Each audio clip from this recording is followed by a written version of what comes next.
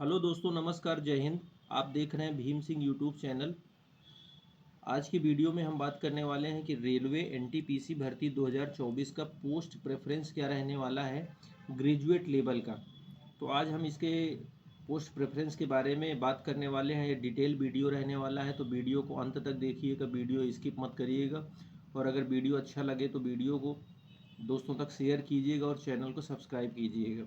तो देखिए, अगर हम एनटीपीसी 2024 कि पोस्ट प्रेफरेंस की बात करें तो देखिए, इसका जो टोटल पोस्ट आया हुआ है इस बार 8,113 पोस्ट टोटल आया हुआ है।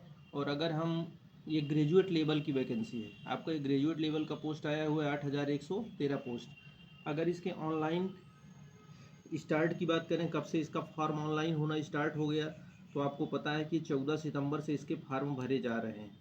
अगर हम लास्ट एनटीपीसी की बात करें जो 2019 में आया था, तो उसमें 35,200 समथिंग पोस्ट आई थी। उस बार अच्छी खासी पोस्ट आई थी। लेकिन अगर इस बार देखें टोटल ग्रेजुएट लेवल और अंडर ग्रेजुएट लेवल दोनों को मिला करके, तो इस बार वैकेंसी आपकी 11,000 समथिंग है। तो इस बार कंपटीशन अच्छा खासा रहने वाला है। तो आपका पोस्ट प्रेफरेंस भी बहुत इंपॉर्टेंट है। आपके मेडिकल स्टैंडर्ड के हिसाब से, आपके जो भी तैयारी है उसके हिसाब से आप कौन सा जोन चुनते हैं, आप कौन सा पोस्ट प्रेफरेंस चुनते हैं। तो आइए प्रेफरेंस के बारे में डिटेल से जानते हैं। टाइप वाइज किस टाइप से आपको आप किस कैटेगरी में आते हैं, उस हिसाब से आपका मेडिकल स्टैंडर्ड क्या है ये चुनते हैं। इस बार एनटीपीसी की जो वैकेंसी आई हुई है उसमें 5 टाइप की पोस्ट आई हुई हैं। अगर हम कंपेयर करें लास्ट 2019 की वैकेंसी से, तो 2019 में जो वैकेंसी आई थी वो अच्छी खासी वैकेंसी आई थी।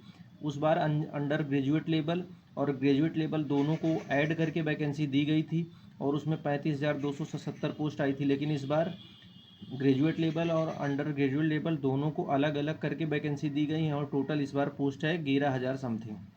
तो इस बार जो ग्रेजुएट लेवल की वैकेंसी आई हुई है उसमें 5 टाइप की पोस्ट दी गई हैं। सबसे पहले पोस्ट आपकी दी गई है चीफ कमर्शियल कम टिकट सुपरवाइज़र। अगर हम इस पोस्ट की बात करें तो ये पोस्ट आपका लेवल 6 का है, और इसका जो मेडिकल स्टैंडर्ड है वो B2 है, और इसकी टोटल पोस्ट है आपकी 1736। अगर हम इस पोस्ट के वर्क की बात करें तो देखिए, जो आप देखते होंगे रेलवे में जो टीटी होते हैं और उनका जो बॉस होता है, उनका सीनियर होता है, वही होता है चीफ कमर्शियल कम टिकट सुपरवाइज़र। ये सबसे अच्छी पोस्ट आई हुई है इस बार एनटीपीसी में। अभी तक ये पोस्ट डायरेक्ट नहीं आती थी, 2-3 साल के बाद प्रमोशन के बाद ये पोस्ट मिलती थी, लेकिन इस बार ऐसा नहीं। इस बार डायरेक्ट इस पोस्ट पे भर्ती होगी लेवल 6 के। इसके बाद दूसरी पोस्ट आई हुई है आपकी स्टेशन मास्टर, जो A2 मेडिकल स्टैंडर्ड होता है, 994 पोस्ट। फिर आई हुई है आपका गुड्स ट्रेन मैनेजर A2, और टोटल सबसे अच्छी पोस्ट इसी में आई हुई है। इसके बाद है जूनियर अकाउंट असिस्टेंट कम टाइपिस्ट, ये लेवल 5 की जॉब है, मेडिकल स्टैंडर्ड C2, और टोटल 1,507 पोस्ट आई हुई है। इसके बाद है सीनियर क्लर्क कम typist, C2 medical standard level 5 की जॉब है, 732 पोस्ट आई हुई है।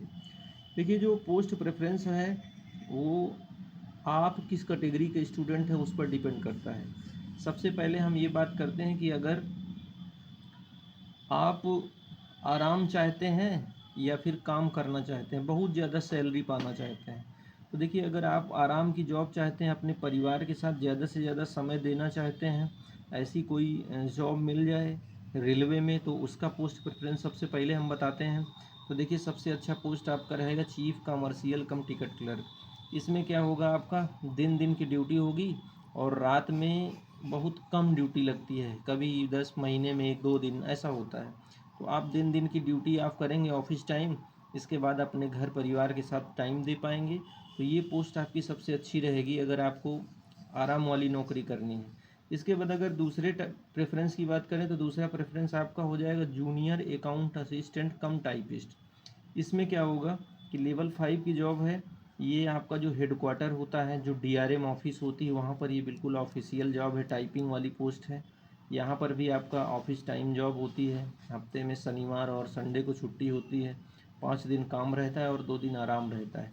इसके बाद अगर सीनियर क्लर्क कम टाइपिस्ट की बात करें तो जो बाबू होता है, ये जो आपकी सैलरी बनाता है, पेंशन वालों की या जो भी कर्मचारी हैं उनकी सैलरी बनाता है, ये भी हेडक्वार्टर में रहता है या DRM ऑफिस में इसकी पोस्टिंग होती है। यहाँ पर भी ऑफिस टाइम रहता है 10 से 5 बजे तक, 4 बजे तक, और इसके बाद आपको सैटरडे संडे ऑफ रहता है मैक्सिमम।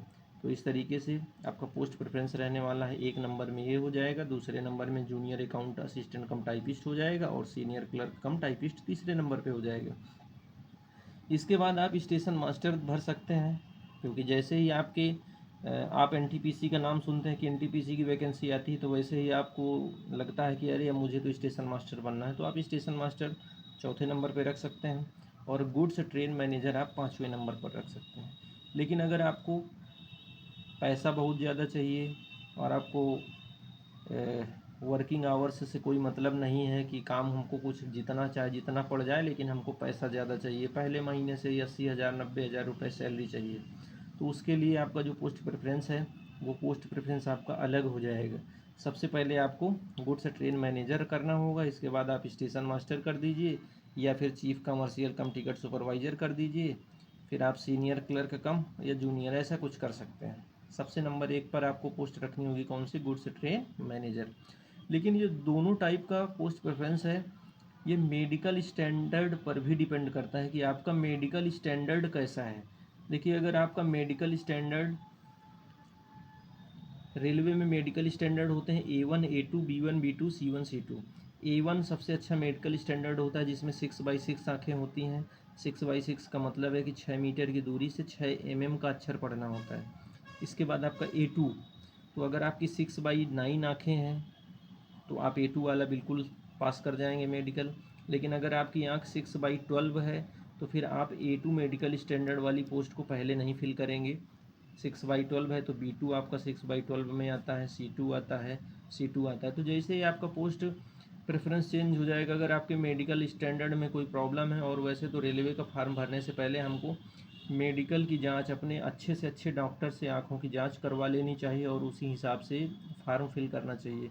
क्योंकि जैसे ही आपका फाइनल सिलेक्शन हो जाता है और आपकी आंखों की जांच होती है, अगर वहाँ पर आपका मेडिकल स्टैंडर्ड जो भी रिक्वायरमेंट है उस पर फिट नहीं बैठता है, तो आप वहाँ से मेडिकल फेल हो जाएंगे और आप दौड़ से बाहर हो जाएंगे, पूरी भर्ती प्रक्रिया से आप बाहर हो जाएंगे। तो उम्मीद करते हैं दोस्तों पोस्ट प्रेफरेंस का ये वीडियो आपको अच्छा लगा होगा, और अगर अच्छा लगा है तो चैनल को सब्सक्राइब करें, दोस्तों तक शेयर करें। धन्यवाद। जय हिंद।